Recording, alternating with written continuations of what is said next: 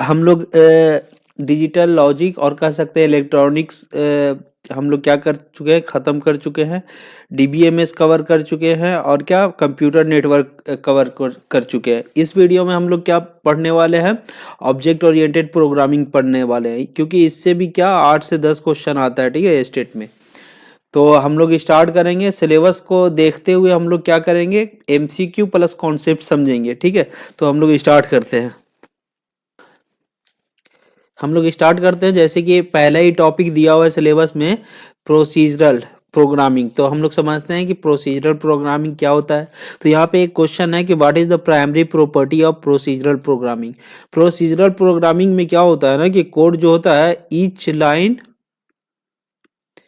Line execute, जो हर एक line होता है वो एग्जीक्यूट होता है क्या, वन आफ्टर वन, एक के बाद दूसरा एग्जीक्यूट होता है। इसका मतलब क्या है कि प्रोसीजरल प्रोग्रामिंग में जो एग्जीक्यूशन होता है वो टॉप टू डाउन होता है, मतलब टॉप टॉप से लाइन बाई लाइन होता है, एक लाइन के बाद दूसरा, दूसरा के बाद तीसरा, तीसरा के बाद चौथा, मतलब इस तरह से होता है प्रोसीजरल प्रोग्रामिंग में। तो यहाँ पे बोल रहा है कि what is the primary property. तो प्राइमरी प्रॉपर्टी क्या होगा, ऑब्जेक्ट ओरिएंटेड होगा क्या, नहीं, ये तो ऑब्जेक्ट ओरिएंटेड प्रोग्रामिंग का मेन प्रॉपर्टी है, तो ये तो नहीं होने वाला। दूसरा है इवेंट ड्राइवन होगा क्या, नहीं, ये भी नहीं होगा। क्या होगा, सीक्वेंशियल एग्जीक्यूशन होगा। हाँ भाई, सीक्वेंशियल एग्जीक्यूशन होगा, टॉप टू डाउन होगा, मतलब ऊपर से सीक्वेंस वाइज एग्जीक्यूट होगा प्रोग्राम, किसमें, प्रोसीजरल प्रोग्रामिंग में। तो इसका जो आंसर है हमारा कौन सा हो जाएगा, सी हो जाएगा, ठीक। और क्या आ सकता है प्रोसीजरल प्रोग्रामिंग में, तो प्रोसीजरल प्रोग्रामिंग में आ सकता है कि ये जो होता है ना, इसमें एग्जीक्यूशन टॉप टू डाउन होता है, टॉप टू डाउन होता है। और क्या, मतलब और क्या पूछा जा सकता है इसमें, तो जो है ना, ये इसमें जो डिवाइड होता है प्रोग्राम, जो है ना, हम लोग जो भी एप्लीकेशन बनाना है वो क्या पूरा सिंपल लिखा, ऊपर से नीचे तक मतलब हम लोग कोड लिख देते हैं क्या, नहीं, इसको डिवाइड किया जाता है, किसमें, फंक्शन में डिवाइड किया जाता है। इसका जो है एप्लीकेशन फंक्शन में डिवाइड कर करके बनाया जाता है प्रोसीजरल में। तो इस और क्या पूछा जा सकता है प्रोसीजरल प्रोग्रामिंग में, तो और पूछा जा सकता है कि नीचे दिया रहेगा कि इनमें से कौन प्रोसीजरल प्रोग्रामिंग नहीं है या तो है।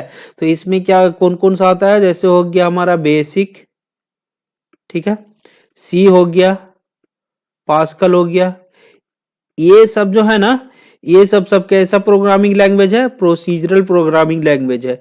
ये जो है ना बेसिक हो गया ना, बेसिक ये सी से भी पुराना प्रोग्रामिंग लैंग्वेज है।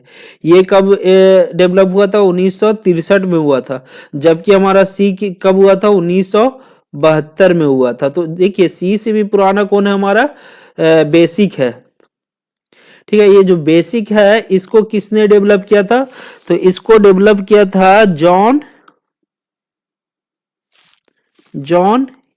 केमनी केमनी एंड और एक कौन था यार, थॉमस था, थॉमस कार्टेज, ये डेवलप किया था। जबकि हम लोग जानते हैं कि सी प्रोग्रामिंग किसने डेवलप किया है, डेनिस रिची ने, डेनिस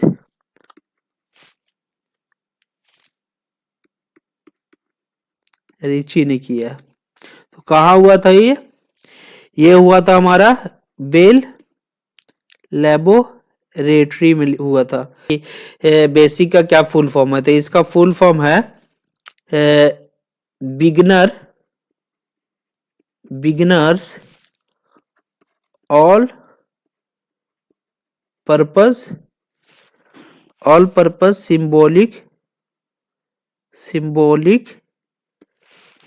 सिंबॉलिक इंस्ट्रक्शन कोड है, हाँ, इंस्ट्रक्शन कोड। ये प्रोसीजरल प्रोग्रामिंग से इतना क्वेश्चन बन सकता है ना। ऑब्जेक्ट ओरिएंटेड और प्रोसीजरल प्रोग्रामिंग में डिफरेंस इंपॉर्टेंट है। तो ये जो हमारा प्रोसीजरल प्रोग्रामिंग है वो लेस सिक्योर है किससे, ऑब्जेक्ट ओरिएंटेड से, क्योंकि इसमें अब्स्ट्रैक्शन और इनकैप्सुलेशन का कॉन्सेप्ट नहीं होता, ठीक है। और इसमें जो है ना प्रोसीजरल में जो छोटे छोटे पार्ट किस में डिवाइड होता है, किसके बेस पे बनता है हमारा पूरा एप्लीकेशन, फंक्शन के बेस पे, जबकि ऑब्जेक्ट ओरिएंटेड में ऑब्जेक्ट के बेस पे। इसमें एक्सेस स्पेसिफायर नहीं है, पब्लिक, प्राइवेट एंड प्रोटेक्टेड। इसमें ओवरलोडिंग नहीं होता है और ना ही इनहेरिटेंस होता है। इसका कौन सा अप्रोच होता है, टॉप डाउन अप्रोच होता है, इसमें बॉटम अप अप्रोच होता है ऑब्जेक्ट ओरिएंटेड में। अभी हम लोग देखें कि इसका एग्जांपल क्या है, सी है, पास्कल है, बेसिक है। इसका ऑब्जेक्ट ओरिएंटेड का कौन सा होता है, सी प्लस प्लस, जावा, पाइथन और भी प्रोग्रामिंग जैसे पीएचपी वगैरह होता है। तो ये एक नजर ये देखना जरूरी था क्योंकि इससे भी क्वेश्चन पूछा जा सकता है। नेक्स्ट क्वेश्चन है कि which of the following is not valid data type. इसमें बोल रहा है कि कौन वैलिड डेटा टाइप नहीं है, किसमें, प्रोसीजरल प्रोग्रामिंग में। प्रोसीजरल प्रोग्रामिंग में कौन वैलिड डेटा टाइप नहीं होता है। यहाँ पे डेटा टाइप का बात आ गया ना, थोड़ा सा हम लोग को जानना पड़ेगा डेटा टाइप होता क्या है। तो डेटा टाइप डिफाइन करता है कि साइज ऑफ वेरिएबल, की कितना साइज का वेरिएबल हम लोग क्या करना, कितना साइज का वेरिएबल हम लोग क्या करना चाह रहे हैं, मेमोरी में स्टोर करना चाह रहे हैं, और किस टाइप का, टाइप ऑफ वेरिएबल, ठीक है, टाइप ऑफ वेरिएबल। दो चीज ये डिफाइन करता है डेटा टाइप। एक तो साइज, की कितना साइज का हम लोग जो भी है ना मेमोरी में हम लोग डेटा को स्टोर करना चाहते हैं ना। तो जैसे मान लीजिए कि इंट है और आई है, ठीक है। तो ये हो गया इंट, हमारा क्या कहलाता है, डेटा टाइप। और ये जो आई हुआ ना, ये वेरिएबल। तो वेरिएबल क्या होता है कि ये name of the memory location होता है, कि हम मेमोरी में नाम रख देते कि हाँ भाई यहाँ पे जो है ना ये वाला जगह पे हम लोग डेटा स्टोर करने वाले हैं, तो उसी का नाम रख देते हैं। और ये क्या डिफाइन करता है डेटा टाइप, कि ये जो जगह है वो उस जगह पे किस तरह का डेटा यहाँ पे स्टोर होगा और उसका साइज क्या होगा, ये डिफाइन करता है कौन, डेटा टाइप डिफाइन करता है। तो हम लोग चलते हैं क्वेश्चन की तरफ। क्या बोल रहा था कि प्रोसीजरल में कौन सा वैलिड डेटा टाइप नहीं है। तो इंटीजर है क्या, तो हम सी पढ़े हैं, सी तो हम लोग पढ़े हैं ना, सी हम लोग लिखते हैं इंट आई, यही ना होता है इंटीजर। तो इंटीजर होता है क्या प्रोसीजरल में, तो हाँ होता है, तो ये तो वैलिड होगा। तो हम लोग नॉट वैलिड पूछ रहा है, तो ये तो नहीं होने वाला आंसर। आगे देखते हैं स्ट्रिंग। स्ट्रिंग होता है क्या प्रोसीजरल प्रोग्रामिंग में, हाँ होता है। सी में हम लोग देखें क्या कैसे डिफाइन करते हैं, कैर और फिर str इस तरह से लिखते हैं, ठीक है, नसीम, ठीक है। तो होता है ये भी वैलिड है। ऑब्जेक्ट होता है क्या, ऑब्जेक्ट टाइप का देखें क्या है, प्रोसीजरल लैंग्वेज का बात कर रहे हैं, इसमें देखते हैं क्या ऑब्जेक्ट टाइप का कोई डेटा टाइप देखे हैं क्या, नहीं देखे हैं। तो ये हमारा हो जाएगा आंसर, ठीक है। ये तो ऑब्जेक्ट ओरिएंटेड का है। यहाँ पे प्रोसीजरल का मतलब कौन वैलिड नहीं है वो पूछा था, तो ये कौन सा हो गया हमारा, सी हो गया। बुलियन होता है क्या प्रोसीजरल में, हाँ होता है सी में। इसको डिनोट कैसे क्या होता है इसका वैल्यू, 0 या 1 या 0। थोड़ा सा यहाँ पे देख लेते हैं कि प्रोसीजरल प्रोग्रामिंग में कितने तरह का डेटा टाइप होता है। तो डेटा टाइप ये तो हो गया हमारा, ठीक है। कितने तरह का होता है, primary, drab and user define. Primary में कौन कौन सा आता है, इंटीजर, फ्लोटिंग पॉइंटर जिसको फ्लोट कहते हैं, ठीक है, कैरेक्टर, वॉइड। और यहाँ पे ड्राइव कौन कौन सा होगा, पॉइंटर होगा, एरे होगा, फंक्शन होगा। हमारा यूजर डिफाइन कौन सा होगा, स्ट्रक्चर और यूनियन और इनम। इतने तरह का डेटा टाइप होता है किसमें, प्रोसीजरल प्रोग्रामिंग में। नेक्स्ट क्वेश्चन देखते हैं हम लोग कि in procedural programming what is function. यहाँ पे फंक्शन बोल रहा है कि क्या फंक्शन क्या होता है। तो ये जो फंक्शन है ना, ये क्या होता है, ब्लॉक ऑफ कोड होता है। क्या होता है, ब्लॉक ऑफ कोड को क्या बोलते हैं, फंक्शन बोलते हैं। इसका काम क्या रहता है कि हम लोग जितना भी ब्लॉक ऑफ कोड मतलब नंबर ऑफ कोड 3-4 लाइन का जो भी ये है, 2 लाइन का या 1 लाइन का, उसको ये ब्लॉक ऑफ कोड हो गया। और इस कोड को कब क्या कर देते हैं, एक नाम रख देते हैं, और जब जरूरत पड़ता है ना हमारा प्रोग्राम में तो इसको बुला लेते हैं, तो उसी को क्या बोलते हैं, फंक्शन बोलते हैं। जैसे बड़े देखते हैं कैसे लिखाता है। ये तो हमारा हेडर हो गया, हेडर फाइल को इंक्लूड कर दिए यहाँ पे। और ये हो गया हमारा ये हो गया फंक्शन। फंक्शन को पहले क्या हो, प्रोसीजरल प्रोग्रामिंग में बताना पड़ता है या डिक्लेयर करना पड़ता है ऊपर में टॉप में कि हम इस तरह का फंक्शन हम लोग आगे बनाने वाले हैं। तो यहाँ पे डिक्लेरेशन हो गया, ये मेन फंक्शन हो गया, ठीक है। फिर यहाँ पे आए, ये जो है ना, जब हम लोग बुलाते हैं, जैसे कि कोई किसी घर में है ना, उसको टाइमिंग दे दिया गया है ड्राइवर का या कुक का, तो बुलाते हैं ना हम लोग, या कॉल करके या किसी तरह से बुलाते हैं ना। तो जब बुलाएंगे तो उसी को क्या कहेंगे, कॉल। मतलब यहाँ पे फंक्शन को बुलाएंगे काम करने के लिए, तो उसी को क्या बोलेंगे, कॉल। और जो काम बताया हुआ रहेगा ना कि आखिर आपको आगे करना क्या है, तो उसी को क्या बोलेंगे, डिफिनेशन बोलेंगे। कि यहाँ पे जो है ना बताया हुआ रहेगा कि जब ये बुलाया जाएगा, ये इसको बुलाया जाएगा फंक्शन को, तो ये क्या करने वाला है, ठीक है। यहां से ये बुला रहा है, ये तो पहला स्टेप हो गया। जब भी हम लोग को फंक्शन बनाना रहेगा ना, तो पहला स्टेप क्या होगा, प्रोसीजरल, हम लोग प्रोग्रामिंग में बात कर रहे हैं, उसको डिक्लेयर करना पड़ेगा, डिक्लेरेशन, कि मतलब हम आगे भाई हम ये फंक्शन बनाने वाला हूं। मतलब ये अब एक जो मैनेजर रहता है ना, उसको तो देना पड़ता है ना, बड़े बड़े घर में उसको देना पड़ता है कि हाँ ये इस बंदा को इस काम के लिए रखने वाला हूँ। तो इसी तरह से यहाँ भी है कि पहले क्या करता है कि डिक्लेयर करना पड़ता है। बड़े बड़े एप्लीकेशन में जो होता है 100-200 जितना भी एप्लीकेशन बनाना होता है, उसको पहले ऊपर डिक्लेयर करना पड़ता है। तो डिक्लेयर कर दिए, उसके बाद क्या होगा कि हम लोग उसका डिफाइन करेंगे कि हाँ बंदा ये काम करेगा, ये बंदा ये काम करेगा, तो उसको क्या करेंगे, डिफिनेशन देंगे। और जैसे ही जब भी जरूरत पड़ेगा तो हम लोग कॉल करेंगे किससे, मेन के बॉडी में से। अब यहां तो ये समझ में आ गया कि किस तरह से यूज करेंगे। इसका काम क्या है कि बस प्रिंट कर देना, जो भी वैल्यू दिया रहेगा ना, जिस वैल्यू दे के पास कराया जाएगा उसको प्रिंट करना है। और एग्जीक्यूट कैसे होता है भाई, यहाँ पे डिक्लेयर हो गया, चलो ठीक है, पता चल गया कि हाँ कंपाइलर कंपाइल करेगा तो पता चल जाएगा कि हाँ भाई आगे में ये फंक्शन बनाने वाला है। उसके बाद मेन से स्टार्ट होता है। जैसे ही मेन से स्टार्ट हुआ ना, यहाँ पे आया, देखा यार फन नाम का एक फंक्शन है, तो यहाँ पे कॉल किया, ठीक है।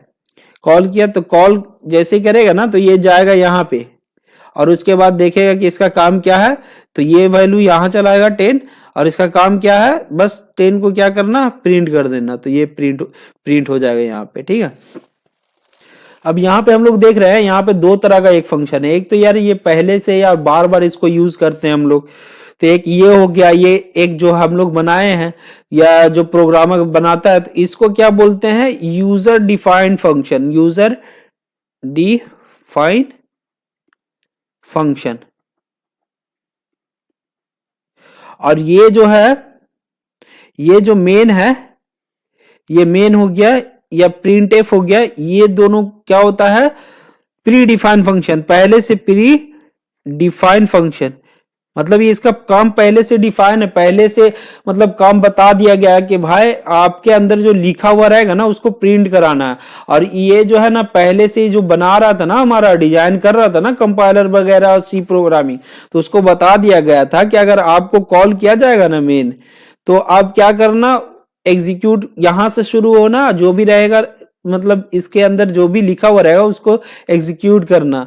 और इसको प्रिंट एफ को बता दिया गया था कि जो भी अंदर लिखा रहेगा ना, सही फॉर्मेट में लिखा रहेगा और सिंटेक्स को मतलब फॉलो करेगा, तो आप इसके अंदर में जो भी लिखा रहेगा ना, आप क्या कीजिएगा, प्रिंट कर दीजिएगा। तो ये प्री डिफाइंड फंक्शन और यूजर डिफाइंड फंक्शन में फर्क होता है। यूजर डिफाइंड फंक्शन हम लोग बनाते हैं, और प्री डिफाइंड पहले से बना हुआ रहता है। जो भी हमारा सी डेवलप किया है और कंपाइलर वगैरह डेवलप किया है, उसने ये फंक्शन बनाया था, और उसमें काम इसका मेंशन कर दिया गया है कि हाँ भाई ये फंक्शन का ये काम है। जब कोई प्रोग्रामर इसको कॉल करेगा तो ये काम करेगा। जैसे प्रिंट एफ हो गया, तो प्रिंट का काम, प्रिंट एफ तुमको जब बुलाया जाएगा तो तुम्हारा क्या काम है, प्रिंट करना। कोई भी मतलब जो भी फॉर्मेट लिखा रहेगा उसमें प्रिंट करना। क्वेश्चन है कि which of the following is example of control structure is the procedural programming. Procedural programming में कंट्रोल स्ट्रक्चर का एग्जांपल नीचे में कौन सा दिया गया है, ये पूछ रहा है क्वेश्चन। तो कंट्रोल स्टेटमेंट देखते हैं। एरे है क्या, एरे क्या होता है, correction of similar data type होता है। इसका मतलब क्या हुआ यार, डिफिनेशन तो हर जगह लिखा हुआ रहता है। इसका मतलब यही हुआ कि जब हम लोग का प्रोग्रामिंग में जब हम लोग एप्लीकेशन बनाएंगे और मतलब बहुत सारा दो या दो से ज्यादा वेरिएबल को स्टोर करना रहेगा, तो क्या करेंगे हम लोग भाई, हम लोग लिखेंगे इंट a1, मतलब या तो कर सकते हैं n1 कॉमा n2। चलो ठीक है भाई, हम लोग को 100 वेरिएबल 100 बंदा का डेटा हम लोग को स्टोर करना पड़ेगा, जैसे स्टूडेंट ही का डेटा स्टोर करना है, तो क्या करेंगे फिर n1 n2 n3 n 100 बार लिखेंगे क्या भाई। इसीलिए ये कॉन्सेप्ट आया एरे। इसी तरह का सिमिलर वैल्यू को, जैसे मान लो कि रोल नंबर स्टोर कराना है हमारा, ठीक है, प्रोग्राम में, तो इसी तरह का वैल्यू को स्टोर करने के लिए ये कॉन्सेप्ट क्या है, एरे। तो हम लोग एरे बनाते हैं क्या, इंट, बस लिख देंगे क्या स्टूडेंट या कुछ भी जो भी फॉर्मेट लिखाता है जिस तरह से, उसके बाद 100।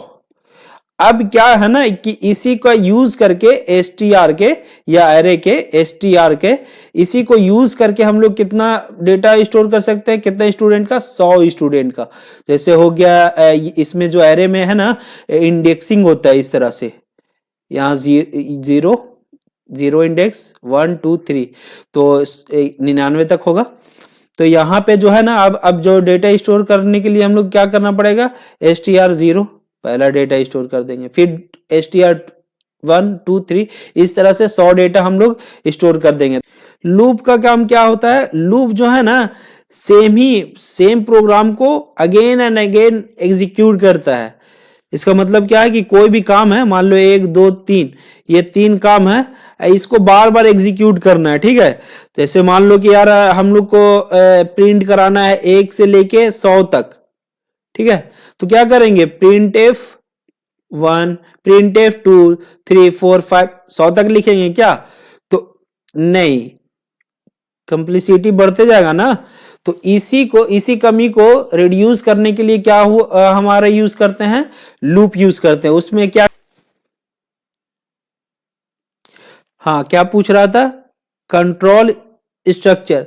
तो कंट्रोल स्ट्रक्चर क्या होता है, लूप को ही कंट्रोल स्ट्रक्चर कहते हैं।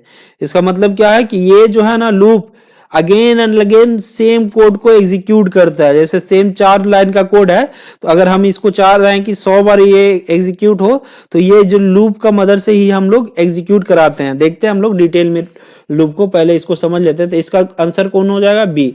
स्ट्रिंग क्या होता है प्रोसीजरल में, तो ये होता है करेक्शन ऑफ कैरेक्टर होता है। अब हम लोग कैसे करते हैं, डिफाइन कैसे करते हैं, लिखते कैसे है, कैर str इस तरह से 10, और उसके बाद डबल कोट में जो भी लिखना है इस तरह से यूज करते हैं। और इसमें जो है ना लूप कितना तरह का होता है, 3 तरह का होता है। कौन कौन सा होता है, तो एक तो फॉर लूप होता है, दूसरा वाइल लूप होता है, और तीसरा क्या होता है, डू वाइल होता है, ठीक है। ये जो है फोर लूप सबसे सिंपल लूप होता है, सिंपलेस्ट लूप होता है। इसको कब यूज करते हैं, जब हमारा पता रहे कि इटरेशन कितना बार होने वाला है, मतलब हमको पता रहे कि वो कोड जो लिखे हुए हैं इसके अंदर वो कितना बार एग्जीक्यूट होने वाला है। और इसमें क्या, इसमें पता नहीं, अगर हम लोग को पता नहीं है कि हाँ जो कोड लिख रहे हैं वो कितना बार एग्जीक्यूट होने वाला है, तब कौन सा यूज करेंगे, हमारा while loop. Do while loop कब यूज करेंगे, कि जब एट लीस्ट वंस एक बार जब कोड को एग्जीक्यूट कराना होगा ना कम से कम, तब हम लोग डू वाइल का यूज करेंगे। अब इसी में इसको, ये दोनों को, फोर लूप को और वाइल लूप को क्या बोलते हैं, इंट्री कंट्रोल लूप बोलते हैं। और इसको क्या बोलते हैं, एग्जिट लूप बोलते हैं, एग्जिट कंट्रोल्ड लूप बोलते हैं। What is main concept of object oriented programming. Object oriented programming का मेन कॉन्सेप्ट क्या होता है? तो देखते हैं फंक्शन होता है क्या? नहीं, फंक्शन तो प्रोसीजरल में हम लोग देख लिए कि मेन कॉन्सेप्ट होता है। ऑब्जेक्ट होता है क्या? हाँ, ऑब्जेक्ट ही होता है। क्या ऑब्जेक्ट ओरिएंटेड में? क्योंकि ऑब्जेक्ट बेस ही बन रहा है ना प्रोग्राम, जो भी एप्लीकेशन बन रहा है वो ऑब्जेक्ट बेस हो रहा है, तो उसका जो मेन कॉन्सेप्ट होगा किसका होगा? ऑब्जेक्ट का होगा। वेरिएबल तो नहीं होगा, लूप भी नहीं होगा। अब थोड़ा सा देख लेते हैं ऑब्जेक्ट ओरिएंटेड के बारे में। तो ऑब्जेक्ट ओरिएंटेड जो है ना, किसने डेवलप किया था? तो ऑब्जेक्ट ओरिएंटेड डेवलप किया था एलन काई ने। कब किया था भाई? तो 1960 में किया था। ठीक है। अब जो ऑब्जेक्ट ओरिएंटेड है उसमें सबसे पहला जो प्रोग्रामिंग है ऑब्जेक्ट ओरिएंटेड का, वो क्या है? सिमुला। ये कब मतलब डेवलप हुआ था? 1967 में हुआ था। ठीक है। और जब हम बात करते हैं कि प्योर मतलब पूरा का पूरा प्योर ऑब्जेक्ट ओरिएंटेड प्रोग्रामिंग कौन है? तो प्योर ऑब्जेक्ट ओरिएंटेड कौन सा है? Small talk. ये सारा का सारा ही इंपॉर्टेंट पॉइंट हम लोग डिस्कस कर रहे हैं भाई, ये जो भी ये डिस्कस कर रहे हैं। ऑब्जेक्ट ओरिएंटेड का कौन कौन सा एग्जांपल है? एक तो है हमारा C++, एक है जावा और एक है पाइथन। ठीक है। इसको किसने डेवलप किया था भाई? तो हम लोग जानते हैं वेजार ने स्ट्रॉप ने किया था। ठीक है। इस कब किया था? 1980 में किया था। और इसको सी प्लस प्लस को क्या बोला जाता है? सी विथ क्लासेस भी बोला जाता है, इसका ओल्ड नाम है। और जावा को किसने डेवलप किया था? तो जेम्स गॉसलिंग ने किया था। कब किया था भाई? तो 1991 में किया था। और इसका जो पुराना नाम था, इसका पुराना नाम क्या था? ऑग था। और ऑग से पहले इसका क्या रखा गया था? क्या नाम था इस प्रोजेक्ट का? ग्रीन प्रोजेक्ट नाम था। इसको बनाया कहाँ गया था? तो किसने बनाया था? तो ग्रीन टीम जो था ना, ग्रीन टीम ने। अब जब हम लोग पाइथन की बात करते हैं तो पाइथन को किसने डेवलप किया था? तो गाइडो बैन रोसम ने। स्टार्ट तो इसका कब हुआ था? 1989 में, मगर पहला रिलीज जो हुआ था 1991 में हुआ था पाइथन। नेक्स्ट क्वेश्चन है कि which of the following is not a principle of object oriented programming. Object oriented programming का प्रिंसिपल कौन नहीं है? नॉट, इसको की ध्यान रखना है हम लोग को। ठीक है। तो इनहेरिटेंस होता है क्या? हाँ, इनहेरिटेंस होता है, तो ये तो आंसर नहीं होने वाला है। इनकैप्सुलेशन होता है क्या? हाँ होता है, ये नहीं होने वाला क्योंकि नहीं पूछ रहा है ना। अब्स्ट्रैक्शन होता है क्या? हाँ होता है, तो ये तो नहीं होने वाला। कंपाइलेशन होता है क्या? प्रिंसिपल इसमें कंपाइलेशन होता है क्या? नहीं होता है, तो ये हमारा आंसर हो जाएगा डी, कि जो है ऑब्जेक्ट ओरिएंटेड का प्रिंसिपल कौन नहीं होता है? तो ये हमारा कंपाइलर नहीं होता है। प्रिंसिपल कौन होता है ऑब्जेक्ट ओरिएंटेड प्रोग्रामिंग का? तो एक तो होता है इनकैप्सुलेशन, दूसरा होता है एब्स्ट्रैक्शन, तीसरा होता है इनहेरिटेंस, चौथा होता है पॉलीमॉर्फिज्म। और क्या होता है? पिलर क्या होता है इसका? क्लास होता है और ऑब्जेक्ट होता है, ये पिलर होता है। इसी पे पूरा हमारा प्रोग्रामिंग लैंग्वेज है, ऑब्जेक्ट ओरिएंटेड प्रोग्रामिंग लैंग्वेज टिका हुआ यही मतलब पिलर पे। ठीक है। यही जो 6 पिलर है इसी पे टिका हुआ है। तो हम लोग नेक्स्ट क्वेश्चन हम लोग देखते हैं यार कि क्या बोल रहा है कि which of the following base define a class. एक क्लास को बेस डिफाइन कौन करता है? ठीक है। तो एन इंस्टेंस ऑफ ऑब्जेक्ट, नहीं ऐसा कुछ नहीं होता है। एक डिफिनेशन होता है ऑब्जेक्ट का। क्या डिफिनेशन होता है? इंस्टेंस ऑफ क्लास होता है। क्लास का इंस्टेंस कौन होता है? ऑब्जेक्ट होता है, तो ये तो नहीं होगा। ए ब्लूप्रिंट फॉर क्रिएटिंग ऑब्जेक्ट। हाँ, जो क्लास हमारा जो होता है ना वो ब्लूप्रिंट होता है किसके लिए, तो ऑब्जेक्ट क्रिएट करने के लिए। इसका मतलब क्या हुआ कि जैसे हम लोग समझते हैं, इसका मतलब क्या हुआ कि हम लोग समझते हैं कि जो क्लास है वो ब्लूप्रिंट ऑफ ऑब्जेक्ट कैसे होता है। जैसे यार हम लोग का हाई बजट का घर बनता है या बनते हुए देखे हैं हम लोग, तो हाई बजट का या बहुत बड़ा बिल्डिंग बनना होता है तो उसका सबसे पहले क्या होता है, एक ग्राफ होता है और कह सकते हैं कि ब्लूप्रिंट होता है। उसी के बेस पे क्या होता है, ये घर बनता है। तो जो जो ब्लूप्रिंट रहता है ना कागज में या ड्राइंग शीट में, तो उसी को ये यहाँ पे ऑब्जेक्ट ओरिएंटेड प्रोग्रामिंग में क्या बोला गया है, क्लास बोला गया है। और जो एक्चुअल में घर बन जाएगा, मतलब पूरा जो घर बन गया, बना दिए हम लोग घर और उसमें रहने लगे, तो वही क्या होता है, हमारा ऑब्जेक्ट होता है। ठीक है। उसी तरह से यार कार का भी एग्जांपल ले लेते हैं कि कार बनाने के लिए क्या होता है कि सबसे पहले उसका ड्राइंग होता है और ड्राइंग के जरिए से फिर क्या होता है, वो मॉडल तैयार होता है। तो वो ड्राइंग जो हो गया ना, यहाँ पे कोडिंग और ऑब्जेक्ट ओरिएंटेड की भाषा में उसी को क्या बोलते हैं, क्लास बोलते हैं। और एक्चुअल में जो बन जाता है, क्या कार जो बन जाता है उसी को क्या बोलते हैं, ऑब्जेक्ट। ऑब्जेक्ट मतलब क्या, एंटिटी। प्रोग्रामिंग में सेम ही होता है, समझे। जो हम लोग जब क्लास प्रैक्टिस करते हैं तो क्लास में क्या लिखते हैं कि एक ही में सारा लिख देते हैं ना।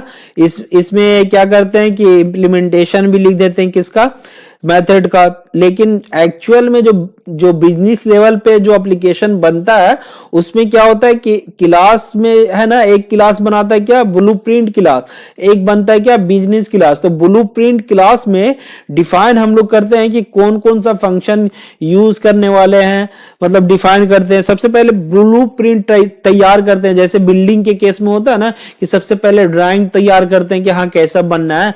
तो इसमें भी क्या होता है, प्रोग्रामिंग में भी सेम ही होता है। इसलिए इसको क्या बोला गया है, क्लास को, blueprint of creating object. Next question बोल रहा है कि what is term for a variable that referenced N instance of class. Instance of class किसको बोलते हैं, ऑब्जेक्ट को बोलते हैं। ठीक है। तो प्रॉपर्टी होता है क्या, नहीं। मेथड भी नहीं होता है, ऑब्जेक्ट को बोलते हैं। ऑब्जेक्ट का क्या डिफिनेशन है, इंस्टेंस ऑफ क्लास होता है, कौन, ऑब्जेक्ट होता है। और ऑब्जेक्ट को कौन डिफाइन करता है, प्रॉपर्टी एंड बिहेवियर। प्रॉपर्टी और मेथड, और कह सकते हैं डेटा टाइप और फंक्शन डिफाइन करता है किसको, ऑब्जेक्ट को डिफाइन करता है। ठीक है।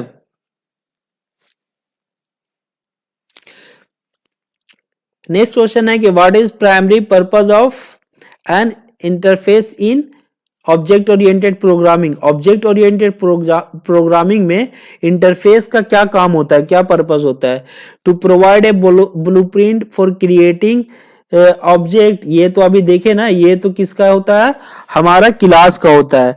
To define a set of methods that must be implemented by implementing classes. हाँ, जो जो इंटरफेस है ना, वो क्या मतलब क्या पर्पस होता है कि इंटरफेस क्रिएट करते हैं।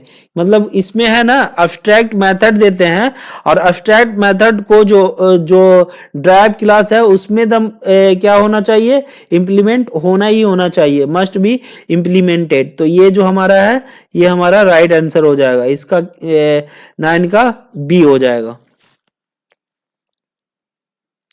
नेक्स्ट क्वेश्चन बोल रहा है कि which keyword is use to create an instance of variable. ये इंस्टेंस ऑफ वेरिएबल क्रिएट करने के लिए मोस्ट प्रोग्रामिंग लैंग्वेज में कौन सा कीवर्ड यूज करते हैं। तो instance of variable, instance of class को क्या बोलते हैं हम लोग, ऑब्जेक्ट बोलते हैं।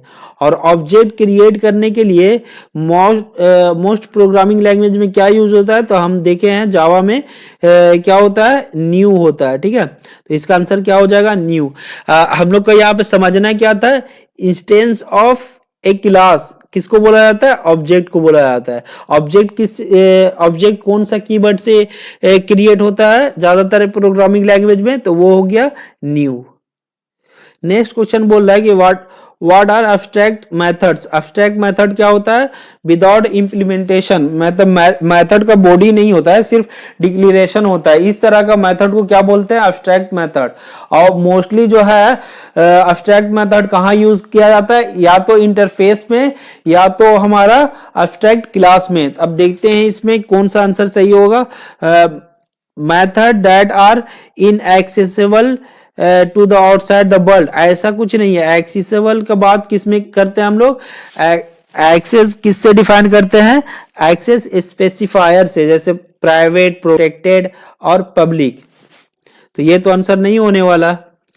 Method that can not B inherited नहीं, इसको इनहेरिट करके ही क्या करते हैं हम लोग? इंप्लीमेंट करते हैं, तो ये तो नहीं होगा।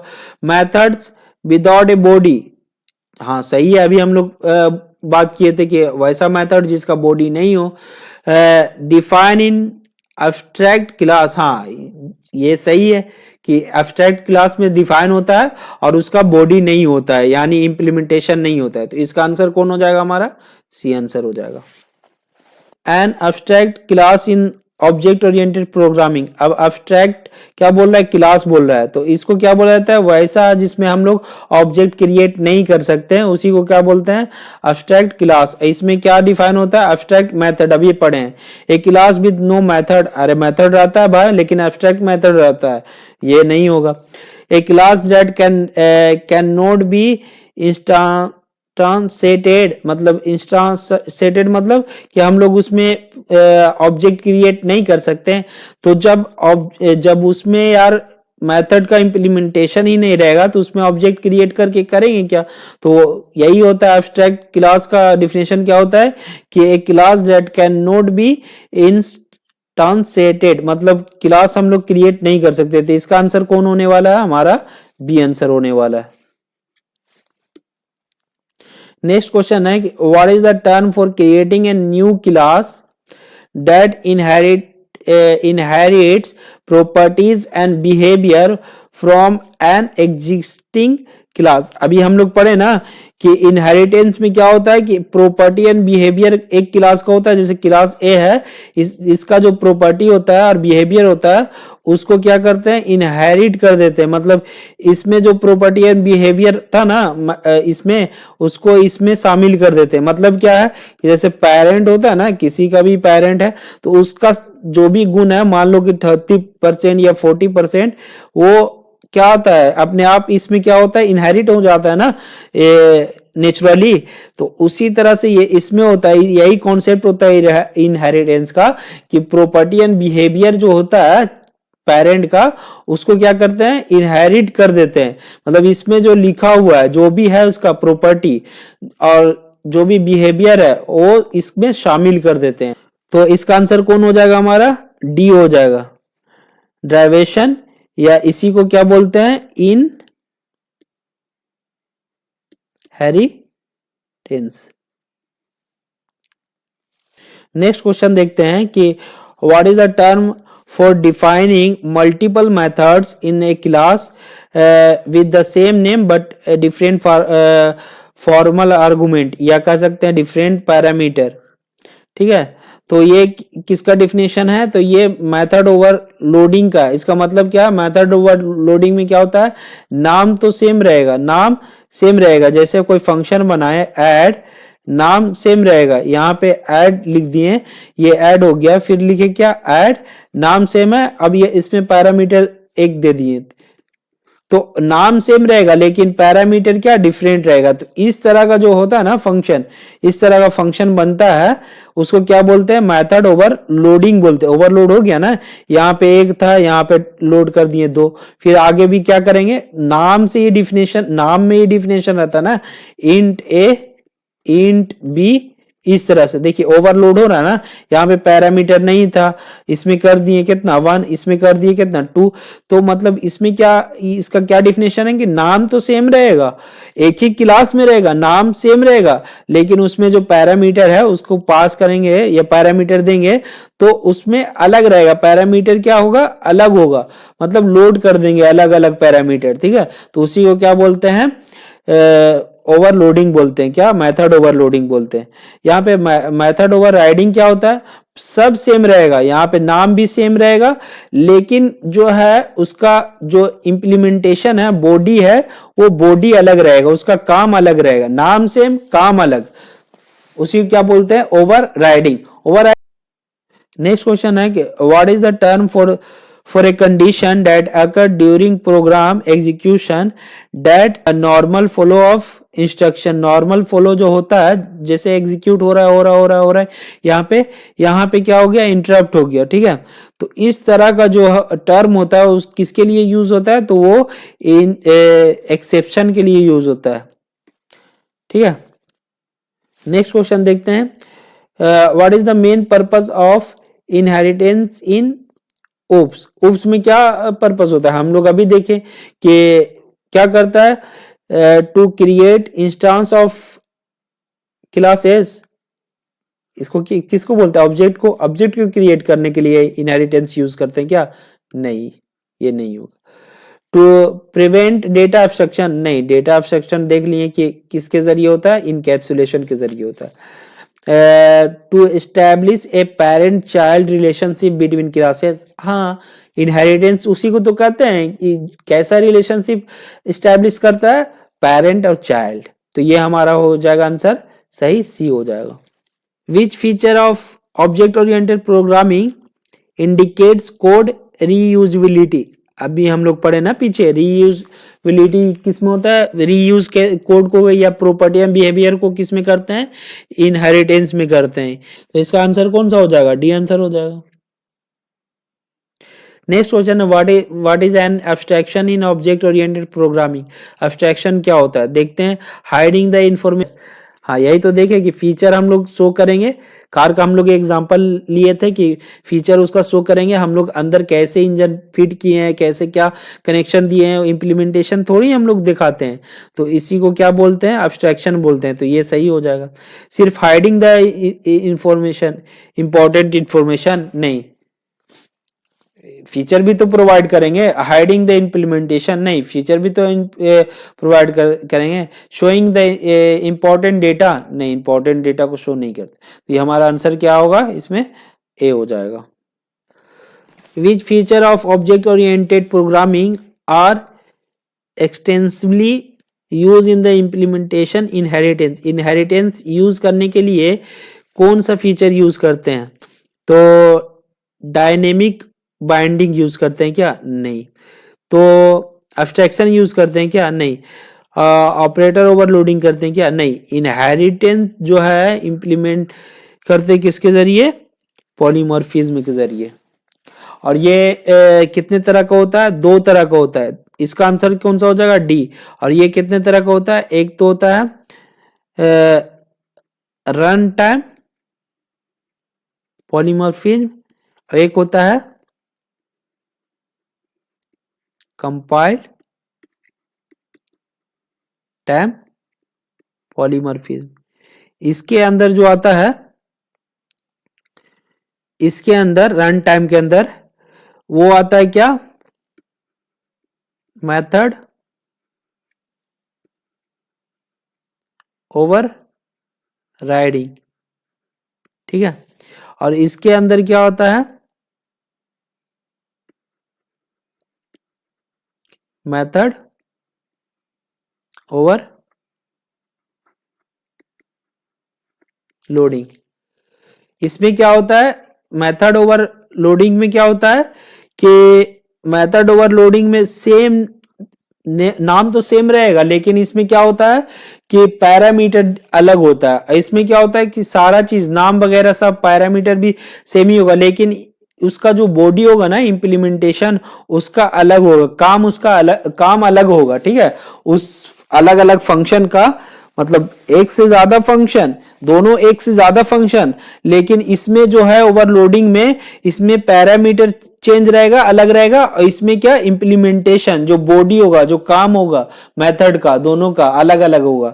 जैसे सेम नाम का दो मेथड है ना, तो दोनों का क्या काम अलग अलग होगा, लेकिन मेथड नाम वगैरह सब सेम होगा। और ओवरलोडिंग में क्या, सब सेम होगा, लेकिन पैरामीटर जैसे नेम वगैरह सेम होगा लेकिन पैरामीटर उसका क्या होगा, अलग होगा ओवरलोडिंग में।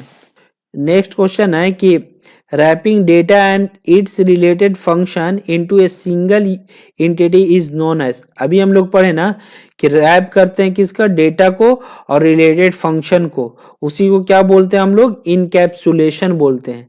तो ये हमारा आंसर, इसका कौन सा हो जाएगा हमारा आंसर, सी हो जाएगा। इसमें क्या होता है, इसमें पेरेंट चाइल्ड रिलेशनशिप होता है। इसमें क्या होता है कि हाइड करते हैं किसको, इम्प्लीमेंटेशन को, और फीचर को क्या करते हैं। उम्मीद करते हैं कि इस चैनल को सब्सक्राइब कर दिए होंगे।